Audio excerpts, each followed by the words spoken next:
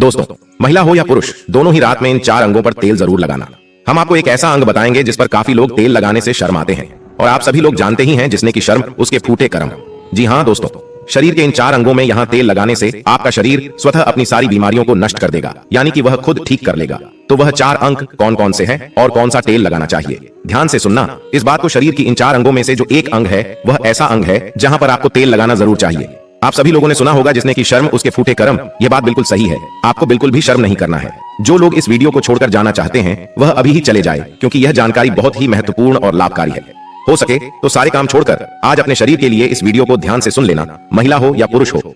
बस इन 4 अंगों में तेल लगाने से आपकी थकान कम हो जाएगी और दोस्तों, आपको पूरी रात अच्छी नींद आएगी। यह जो हम 4 अंक आपको बताने जा रहे हैं, महिला और पुरुष दोनों को ही इन 4 अंकों में तेल लगाना है।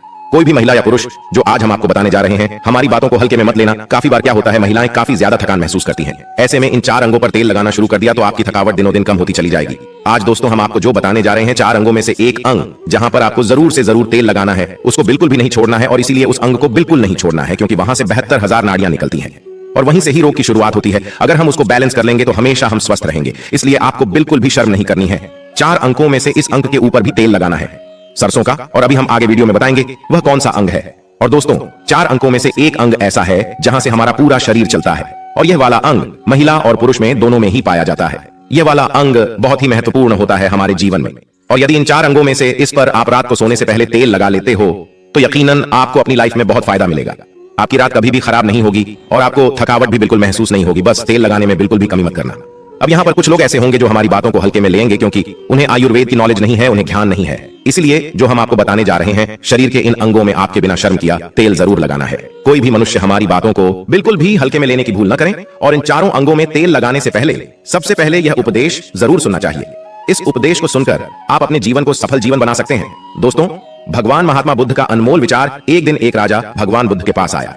बुद्ध के आश्रम में बहुत भीड़ थी। राजा ने भगवान बुद्ध से आग्रह किया कि वह एकांत में कुछ बुद्ध से कहना चाहते हैं। तथागत बुद्ध बोले, सर्वत्र एकांत है, यही बोलो। फिर राजा ने कहा कि मैं तथागत संन्यास लेना चाहता हूँ। बुद्ध गंभीर हो गए। वे बोले कि तुम्हें संन्यास होने के लिए दीक्षा के पहले मेरी एक शर्त पालन करना होगा। राजा ने स्पष्ट किया कि जब दीक्षा लेनी ही है और संन्यास होना ही है तो मुझे आपका सभी शर्तें मंजूर है। और फिर तथागत बुद्ध ने आदेश दिया और कहा, अपने कपड़े उतारो, अपने जूते उतारे और नग्न हो जाओ, और इसी नग्न अवस्था में अपने राज्य के राजमार्गों पर स्वयं को जूते मारते हुए चक्कर लगाकर आओ। राजा असमंजस में पड़ गया। तथागत बुद्ध यह क्या कह रहे हैं? मैं एक राजा हूँ, इस तरह से मैं नग्न होगा और नग्न होकर अपनी ही सड़कों पर कैसे खुद को जूते मारते हुए चक्कर लगाऊं? लेकिन फिर भी राजा को संतुष्ट होना था, तो उन्होंने भगवान बुद्ध की शर्तें मान ली और वे वैसा ही करने के लिए निकल पड़ा। राजा ने वैसा ही किया। वह नग्न होकर स्वयं को जूते मारते हुए राजधानी की सड़कों पर दौड़ने लगा। और यहाँ उसके चले जाने पर शिष्यों ने बुद्ध से कहा कि जब हम आपसे दीक्षा लेने आए थे तब आपने तो ऐसी कठोर शर्तें नहीं लगाई थी। आप तो स्वयं करुणा अवतार हैं, फिर आपने राजा के साथ ऐसा कठोर व्यवहार क्यों किए? तब भगवान तथागत बुद्ध बोले, जब तुम लोग संन्यास लेने आए थे तब तुम्हारे अहंकार बहुत बड़े नहीं थे, इसलिए तुम लोगों से घर घर भिक्षाटन करवाकर ही काम बन गया। यह तो एक बड़े राजा है, इसका अहंकार भी बहुत बड़ा है। इसलिए जितनी बड़ी रोग उतनी बड़ी दवाएं, इसलिए महारोग की दवा भी अधिक शक्तिशाली होती है। इसी कारणवश मैंने इनका परीक्षा भी इतना कठिन किया है। राजा जब इस दशा में अपनी प्रजा के सामने से गुजरेगा तो उसका अहंकार चूर चूर हो चुका होगा। राजा ने शाम तक शर्तें पूरी कर ली और बुद्ध के चरणों में आकर गिर गया और फिर बोला, तथागत अब तो मुझे आप दीक्षा देकर मुझे संन्यास करें। भगवान बुद्ध ने राजा के सिर पर मुकुट रखा और कहा कि अब तुम्हें संन्यास लेने की जरूरत ही नहीं है। जाओ और कर्ता भाव छोड़कर साक्षी भाव से राज करो। अब तो तुम राजा हो चुके हो, अब तुम संन्यास राजा बन चुके हो। किस तरह से भगवान बुद्ध ने एक राजा को उपदेश दिया और राजा का जीवन धन्य हो गया। दोस्तों, ये छोटे से उपदेश से आपको क्या ज्ञान प्राप्त हुआ? स्वास्थ्य से संबंधित बहुत ही महत्वपूर्ण जानकारी। दोस्तों, यह हमारा शरीर किस से बना है, यह सबसे पहले जानना जरूरी है। और हमारे शरीर में कौन से 3 दोष पाए जाते हैं?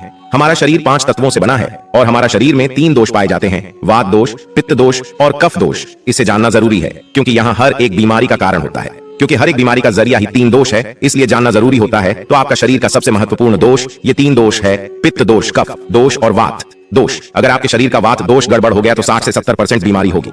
अगर आपके शरीर का पित्त दोष गड़बड़ हो गया तो शरीर में 15 से 20% बीमारियां होती हैं, और आपके शरीर का कफ दोष गड़बड़ हो गया तो 5 से 10% बीमारी होती है। अब इन तीनों प्रवृत्ति हमारे शरीर में कब से कब तक रहती है? जब हम जन्म से बाल्य अवस्था में रहते हैं, यानी 0 से जब हमारा जन्म होता है और 14 साल की उम्र तक हमारे शरीर में दोस्तों इसकी प्रवृत्ति ज्यादा होती है। इस समय कफ ज्यादा बनता है। यह प्रकृति की देन है। कफ इसलिए बनता है क्योंकि हमारा शरीर ग्रो करता है। कफ बनना जरूरी है क्योंकि यह हमारे शरीर के बहुत ही महत्वपूर्ण अंग है। बस हमें यह ध्यान देना है, हम अपने बच्चों को ऐसी कोई चीज नहीं देना है जिससे उनका कफ और बढ़ जाए, क्योंकि बच्चे उस समय कुछ नहीं जानते। पेरेंट्स को जागरूक होना होगा। बस हमें अपने बच्चे को कुछ भी ऐसी चीज नहीं देना है जिससे उसका कफ और बढ़ जाए। बनाने वाली चीजें हमें उन्हें नहीं खिलाना है, नहीं तो क्या होगा, कफ से संबंधित जो 5 से 10% बीमारी है, जैसे टीबी, दमा, अस्थमा, सिजोफ्रेनिया, ये सारी बीमारियां इसकी वजह से होती है, जहां आपको ध्यान देना होगा दोस्तों। हर पेरेंट्स को ध्यान देना होगा। और दोस्तों, वीडियो में आगे बढ़ने से पहले अगर तुम में से कोई जय जय बजरंगबली जी को मानता है, तो अगर सच में ही भक्त हैं, आप इस वीडियो को लाइक कर नीचे कमेंट बॉक्स में एक बार जय जय बजरंगबली लिख देना। बजरंगबली जी, जो भी भक्त कमेंट बॉक्स में जय जय बजरंगबली लिखता है तो उसके मन में जो भी मनोकामना है वह पूरी कर देना। दोस्तों, इसके बाद हम आगे वाली अवस्था में आते हैं, बाल्य अवस्था से युवा अवस्था। युवा अवस्था हमारा कब से कब होता है? जब हम 15 साल से 60 साल के बीच में होते हैं। दोस्तों, इस समय हमारा युवा अवस्था होता है। इस समय हमारे शरीर में पित्त प्रवृत्ति सबसे ज्यादा होता है, सबसे ज्यादा पित्त बनता है। इसलिए हमें यह ध्यान देना होगा कि हम ऐसी कोई वस्तु न खाएं जिससे हमारा पित्त बढ़ जाए। अगर हमारे शरीर में पित्त बढ़ जाएगा तो दोस्तों, हमारे शरीर में 15 से 20% बीमारियां, गंभीर बीमारियां होती हैं। इसके बाद हमारा आता है वृद्धावस्था। 60 साल की उम्र हमारा वृद्धावस्था होता है। इस समय हमारे शरीर में वात बढ़ता है और वात से संबंधित 60 से 70% बीमारियां हमारे शरीर में होती हैं। तो आपको ऐसी कोई चीज नहीं खाना है जिससे वात रोग बढ़े। तो दोस्तों, यहां आप समझ गए कि आपके शरीर में 3 दोष का क्या रोल है। इसलिए इन 3 दोष संबंधित जो भी जानकारी जहां से मिले, जैसे मिले, उसे हासिल कर लीजिए और हासिल करके अपने जीवन में उतारें। कारण को हटा दीजिए और इन 3 देशों में क्या खाना है क्या नहीं खाना है इसका हमेशा ध्यान रखना है।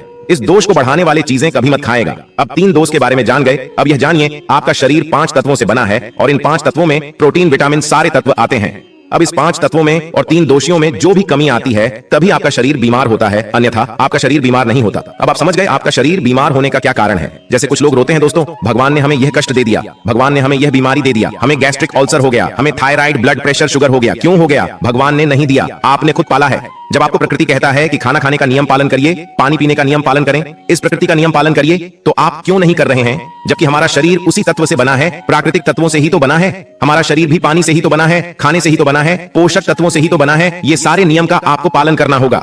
अब जब यह हमारा पित्त दोष कह रहा है कि यह चीज नहीं खाइए, पित्त और बढ़ेगा, तो आप उसे क्यों खाते हैं? पिज्जा, बर्गर आप क्यों खाते हैं? चाय आप क्यों पीते हैं? चीनी आप क्यों खाते हैं? जब आप ये सारी चीजें खा रहे हैं तो आपके पेट में एसिडिटी बनेगा, आपके पाचन तंत्र बीमार पड़ेगा। तो जब आपका पाचन तंत्र बीमार होगा तो कुल तमाम बीमारियां आपको आएगी। ये तो आप खुद कर रहे हो ना, ब्रह्मांड नहीं दे रहा है, भगवान नहीं कर रहा है, हम आप इसे खुद जाने अनजाने में कर रहे हैं। हम अपने मन को, अपनी जीभ को कंट्रोल नहीं कर पा रहे हैं। तो दोस्तों, ये सारी चीजें आप छोड़ दीजिए। अब दोस्तों, बात करते हैं हमारे शरीर में तेल कौन सा लगाना चाहिए, कहां पर लगाना चाहिए, उस पर जानते हैं। समझ गए आपका शरीर निर्माण कैसे होता है? इससे सुरक्षा करना आपके हाथ में है। इसकी सुरक्षा आप खुद करिए। शरीर की 4 महत्वपूर्ण अंग है जिससे आपके शरीर की सारी नसें जुड़ी हुई हैं। दोस्तों, पहला पैर का तलवा, दूसरा है आपकी नाक और तीसरा है नाभि, चौथा है आपका सिर। ये 4 सबसे महत्वपूर्ण अंग है और इन चारों जगह पर आपको तेल लगाना है। दोस्तों, बस यह ध्यान देना है कि आपको कब लगाना है और कैसे लगाना है, बस ये ध्यान देना है। रोज सुबह जो मॉर्निंग वॉक करता है नंगे पैर जमीन पर या फिर हरी घास पर, तो उसकी आंखों की रोशनी कभी कम नहीं होती। इसलिए आपको पैर के तालू में शुद्ध तेल लगाना है। तो पैर के तालू पर यही शुद्ध सरसों का तेल लगाना है। जब आप रात में सोने जाइए उसके पहले गुनगुने पानी से अपना पैर धो लीजिए। पैर धुलने के बाद बढ़िया से उसे साफ कर लीजिए, सूख जाए। दोस्तों, जब आप बिस्तर पर लेटे हैं, अगर आपकी पत्नी है तो आप अपनी पत्नी से तेल दोनों पैर में थोड़ी देर मालिश करवा दीजिए, नहीं तो आप अपने हाथ से ही मालिश कर लीजिए। रात में सोते समय यही शुद्ध सरसों का तेल, और जैसे ही आप अपने 5 मिनट दोनों हाथों से मालिश करेंगे, तेल से गर्माहट आएगी दोस्तों, तुरंत ही आपको नींद आना शुरू हो जाएगा। अगर आप नींद का टैबलेट लेते हैं, अगर आप डिप्रेशन में हैं, नींद नहीं आ रहा है, तो यह दूसरे दिन से ही बंद हो जाएगा। आपको नींद की कभी टैबलेट की जरूरत ही नहीं पड़ेगी। आपका पागलपन दूर हो जाएगा, याददाश्त बहुत तेज होती है, दिमाग से संबंधित सारी समस्याएं खत्म, और एक ही बार में आप 10 बजे सो रहे हैं, 4 बजे से पहले आपकी नींद नहीं खुलेगी। इतनी बढ़िया नींद आती है तो पैर के तालू में तेल लगाने से आपके पाचन तंत्र मजबूत होता है, याददाश्त तेज होती है, भूख लगती है, शरीर में शक्ति मिलती है, ऊर्जा मिलता है, यानी कि शरीर की सारी पोषक तत्वों की आपूर्ति कर देता है। दूसरा स्थान है नाभि, जो कि आपके शरीर का सबसे महत्वपूर्ण अंग है। दोस्तों, नाभि के पीछे एक त्रिकुटी ग्रंथि पाए जाते हैं और इसी ग्रंथि से शरीर की सारी नसें जुड़ी हुई होती है और यह शरीर की सबसे शक्तिशाली ग्रंथि होती है, सबसे शक्तिशाली होती है। इसीलिए नाभि में तेल लगाना चाहिए। आप देखते होंगे जब घर में बच्चा होता है, सबसे छोटा सा बच्चा जन्म होता है और माताएं तेल की मालिश करती थीं। अब तो यह जमाना उठ गया है। पहले माताएं 8-10 बार दिन में तेल की मालिश करती थीं। हम लोग बच्चों को देखते थे, हमारी माताजी जो भाई के बच्चे होते थे, यानी कि पोता को 4 बार, दूसरी टाइम यानी कि 7 से 8 बार तेल की मालिश करती थी। दोस्तों, कहते थे जितने हम तेल की मालिश करेंगे हड्डियां इनकी मजबूत होगी। दोस्तों, यह आपकी नाभि सबसे शक्तिशाली शरीर के हिस्सा है। इस नाभि में उस समय जब माताएं तेल की मालिश करती थीं तो उनकी नाभि को फूंक मारती थी, फूंक मारने के बाद उसमें तेल लगाती थी, साफ करती थी। तो दोस्तों, आपको नाभि में तेल लगाना है। कि किसका तेल लगाना है? शुद्ध सरसों का तेल लेना है और रात में सोते समय आपको नाभि में तेल लगाना है। जब आप नाभि में तेल लगाते हैं तो उसके फायदे कितने हैं आप जानकर चौंक जाएंगे। दोस्तों, आपको बढ़िया से नींद आएगी, दिमाग से संबंधी कोई समस्या नहीं होगी, आपका पाचन तंत्र एकदम स्ट्रांग बना रहेगा। आपका पाचन तंत्र स्ट्रांग रहेगा, आपको भूख बढ़िया सी लगेगी, आपके शरीर के सारे दर्द दूर हो जाएंगे, आपकी आंखों की रोशनी बढ़ जाती है, यानी कि शरीर के हर एक पार्ट के लिए फायदेमंद है। अब आपको नाक में क्या करना है, नाक में अगर आपको शुद्ध अगर देसी गाय का घी मिल जाए, शुद्ध देसी किसी कंपनी का नहीं चाहिए, शुद्ध देसी गाय का घी एक बूंद नाक में और एक बूंद नाक में, दोनों नाक में एक एक बूंद डालना है, दोनों नाक में एक एक बूंद रोज डालें। इसके इतने सारे बेनिफिट्स हैं, वह बेनिफिट्स मैं यहां पर गिनाते गिनाते थक जाऊंगा। दोस्तों, आपका पागलपन दूर हो जाएगा। किसी के अंदर पागलपन है, पागलपन की दवा चल रही है, तो दोस्तों 3 से 4 महीने के अंदर पागलपन की दवा बंद हो जाएगी।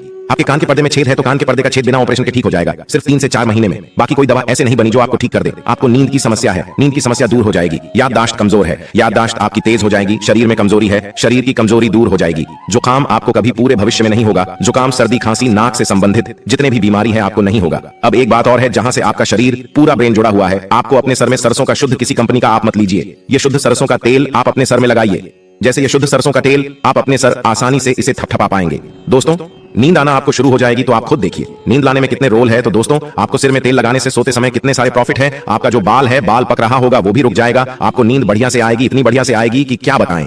दिमाग की याददाश्त पावरफुल होगी, शरीर की शक्ति बढ़ेगी, शरीर की कमजोरी दूर हो जाएगी, आपका पाचन तंत्र मजबूत हो जाएगा, यानी कि शरीर की सारी शक्तियां आपको मिलेंगी। दोस्तों, ये 4 अंगों पर यह तेल आप जरूर लगाएं या देसी घी आप नाक में डालें। यह प्रक्रिया आप अपना लीजिए, आपका शरीर स्वस्थ और निरोग हो जाएगा। जैसे हमने कहा, यह हमारा शरीर है, हमारा शरीर हमारे ऊपर डिपेंड है। तो दोस्तों, अभी तक हमने आपको जो भी बात बताई है वह बात बहुत ही ज्यादा हमारे शरीर के लिए लाभदायक है। हो सके तो दोस्तों, जल्द से जल्द हमने जो आपको बात बताई है उसे फॉलो करें, निश्चित रूप से आपको लाभ मिलेगा। स्वस्थ रहे, सुरक्षित रहे, धन्यवाद।